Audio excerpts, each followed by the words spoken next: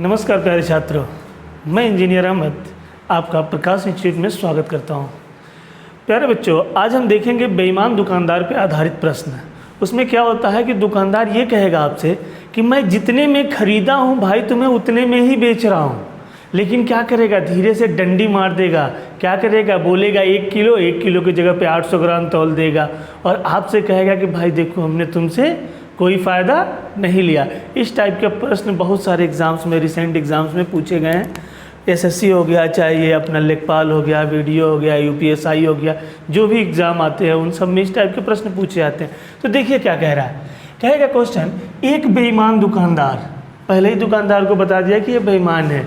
क्या करता है, कहता है ये दावा करता है कि किसी वस्तु को क्रय मूल्य पर बेचने का दावा करता है। क्रय मूल्य पर बेचने का दावा करता है, इसका मतलब ये जितने में खरीदा उतने में ही।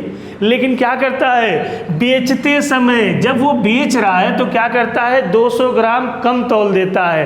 तो आपको तो लगेगा कि जितने में था, मेरा भाई था, मेरा दुकानदार भाई था, उसने मुझे उतने ही रेट में दिया। लेकिन याद रखिए, दुकानदार कभी भी आपका भाई नहीं हो सकता, क्योंकि उसको किराया देना है, लेबर का खर्चा देना है, अपना पेट चलाना है। तो कैसे दे देगा जितने में खरीदा उतने में। तो क्या करता है, धीरे से 200 ग्राम कम तौलता है। तो क्या पूछा है, तो बताइए उसका वास्तविक लाभ प्रतिशत क्या होगा। जो 200 ग्राम कम तौला, उसने एक तरफ तो दावा किया कि जितने में खरीदा मैंने उतने में, लेकिन उसने 200 ग्राम कम तौला तो उससे कुछ उसको फ़ायदा हुआ होगा।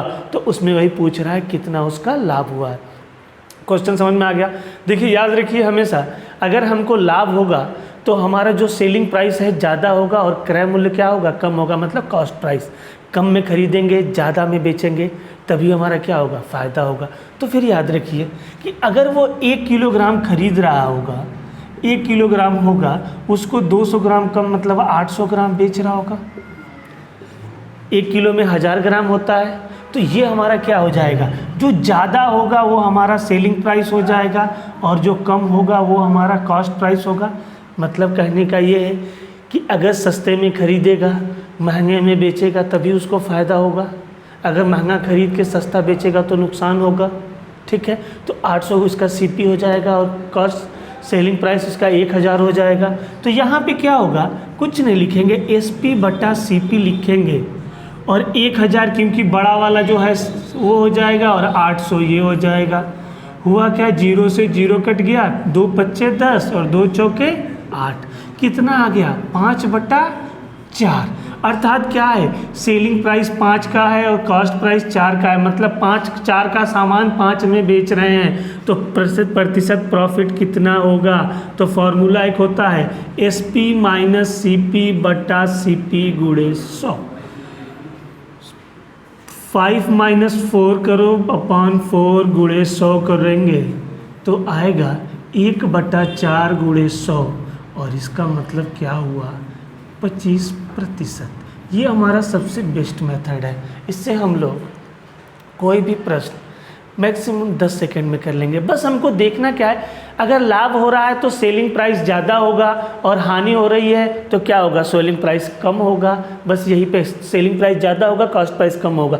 कम में खरीदेंगे, ज़्यादा में बेचेंगे तो फ़ायदा होगा। यही हमने किया। कॉस्ट प्राइस देखो 800 ग्राम, देखो 1000 ग्राम टोटल होता, वो बेच रहा है 200 ग्राम कम मतलब 800 ग्राम, तो सीपी 800 लिखा और एसपी 1000 लिखा। तो याद क्या रखना है कि फ़ायदा होगा तो सेलिंग प्राइस ज़्यादा होगा, कॉस्ट प्राइस कम होगा। अगर नुकसान होता है तो क्या होता है, हम महंगा खरीद करके सस्ता में बेचते हैं।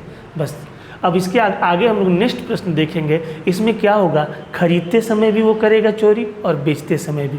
धन्यवाद छात्रों।